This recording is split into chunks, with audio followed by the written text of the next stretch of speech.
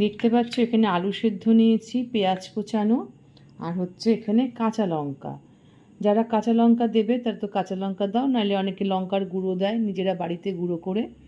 আর দেব হচ্ছে একটু আচারের তেল এর মধ্যে। আর অবশ্যই নুনটা তো দিতে হবে, নইলে কি হবে, তোমার স্বাদ হবে না। তো দিয়ে খুব ভালো করে মোলাম করে এটাকে মাখতে হবে।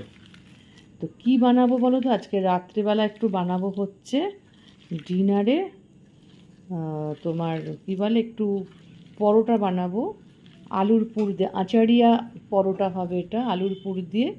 তোমরা কেউ কেউ মনে করলে এটা কড়াইতে টানিয়েও নিতে পারো, একটু ফোড়ন দিয়ে, জিরে ফোড়ন দিয়ে অনেকে করে। তো আমি আজকে টানাবো না, আমি এটাকে ডিরেক্ট পুর দিয়ে করব, যাতে আচারের গন্ধটা সুন্দরভাবে পরোটার মধ্যে থাকে। তোমরা এমনিও খেতে পারবে, যেহেতু আচারের গন্ধটা থাকবে, বা অনেকে সস দিয়েও খেতে পারো, যে যেভাবে খাও সেটা তার ব্যক্তিগত ব্যাপার। তো যাই হোক, এটাকে ভালো করে মোলাম করে আগে মেখে নিই।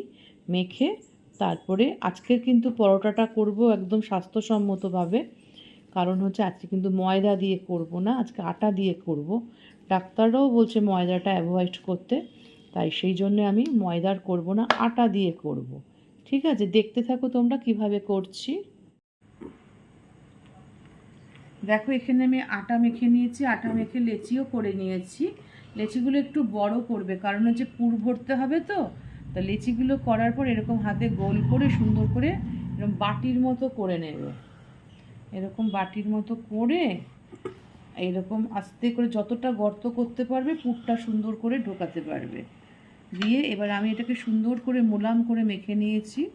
নিয়ে এবার এর মধ্যে এটাকে স্টাফটাকে দিয়ে দিচ্ছি আলুর, দিয়ে এটাকে আস্তে করে যাতে ফেটে না বেরিয়ে যায়, সুন্দর করে মুখটাকে এরকম করে সিল করে দিতে হবে বা আটকে দিতে হবে। দিয়ে কি করবে, এভাবে আস্তে আস্তে করে যেমন করে মোমো করে ঠিক সেইভাবে মুখটাকে আটকে দিলাম। দিয়ে এবার আস্তে করে গোল করো, করে এই দেখো পুরটা ভেতরে থাকলো। আমি লেচিগুলো এক এক করে রেডি করে নিই, আমি আর একটা দেখিয়ে দিচ্ছি। ঠিক এটাকে আস্তে করে হাতে এরকম গোল করে এটাকে বাটির আকার করে দেবে। আজকে একদম স্বাস্থ্যসম্মতভাবে হবে, কারণ হচ্ছে সমস্ত ডক্টররাই তো বলে, তো মানে আগেই বললাম যে ময়দাটা অ্যাভয়েড করতে বলছে। ময়দা কিন্তু শরীরের জন্য খুব একটা ভালো জিনিস না। যদি তোমাদের এটা বাটি করতে যাওয়ার সময় হাতে আটকে আটকে যায় আটাটা, ধরো আটাটা মাখা একটু নরম হয়েছে, হাতে একটু আটা এরকম করে দিয়ে নেবে, দিয়ে বাটিটা করে নেবে, ব্যাস হয়ে গেল। এরকম ঠেসে দিয়ে জাস্ট এরকম করে ঢুকিয়ে দেবেন, আলুগুলো যেন বেরিয়ে না যায়।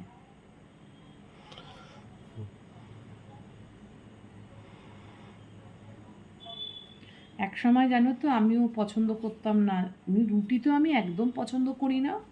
মানে আটার জিনিস, আটার মানে লুচি খাবো আটার বা পরোটা খাবো আটার, ভাবতে গেলেই গায়ে জ্বর আসতো। আর তারও আগে তো ডালডা দিয়ে, ডালডার পরোটা ছাড়া খাবো না, বুঝেছো তো, মানে পরোটা খাবো লুচি খাবো ডালডা দিয়ে ছাড়া খাবো না।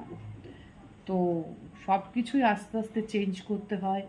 ফুড হ্যাবিট বয়সের সাথে সাথে বা দৈনন্দিন মানে খাদ্য খাবারের যে অবস্থা, আমরা যদি এখন থেকে না চেঞ্জ করি, ভবিষ্যৎ আমাদের জন্য একদম অন্ধকার হয়ে থাকবে। তাই সেই জন্যে একটু নিজেকে সাবধানতা অবলম্বন করতে হচ্ছে। তো যাই হোক, আমাদের দেখালাম, এই করতে করতে দেখো আমার 3টে কিন্তু হয়ে গেল। তো আমি সব কটা করে নিই, করে নিয়ে তারপর তোমাদের কাছে আমি নিশ্চয়ই ফিরে আসব। তারপর কিভাবে পরোটাটা করব সেটাও কিন্তু তোমরা বলে পরোটা করা কি এমন ব্যাপার। কেন বলছি কথাটা, যে পরোটা যখন করব নিশ্চয়ই তোমরা দেখতে পাবে, সেটারও কারণ আছে, সেটাও স্বাস্থ্যসম্মতভাবেই করার আমি চেষ্টা করব। এদিকে কৃষ্ণাদি বেলছে, আমাকে বেলে বেলে দিচ্ছে, আর আমি এদিকে সেঁকছি। তো দেখো সেঁকে নিচ্ছি, যেহেতু অল্প তেল দিয়ে করা হচ্ছে, তোমরা ডিরেক্ট তেল অল্প তেল দিয়েও সেঁকতে পারো, বা তুমি রুটি সেঁকে তেলটাও দিতে পারো। আমি এক এক সময় এক একটা করছি। তো এখন আবার এটা যেমন সেঁকে নিচ্ছি, যখন যেটা মন হচ্ছে তখন সেটা করছি। আমার পুত্র তো আবার খাবেন নাইনি তেল দিয়ে হেনা দিয়ে তেনা দিয়ে, ওনারটা এরকম পুর ভরা রুটি করে দেবো।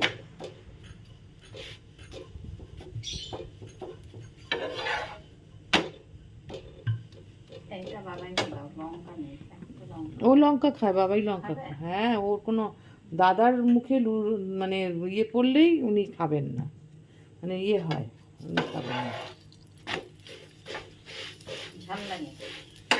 গোলমরিচটা মুখের কাঁচা লঙ্কাটাই করতে পারে না।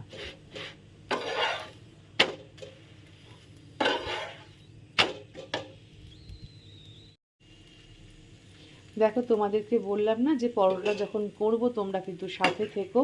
তার একটাই কারণ, খুব লো ফ্লেমে করব, আস্তে আস্তে করে করব। আর হচ্ছে কি বলো তো, যেটা হচ্ছে খুব আমি অল্প তেলে একদম সেঁকে সেঁকে আটার পরোটা করছি, তেল একদম নামমাত্র তেল দিয়ে। ঠিক আছে, আমি আস্তে আস্তে করে একটা একটা করে ভাজি, তোমাদেরকে আমি দেখাবো।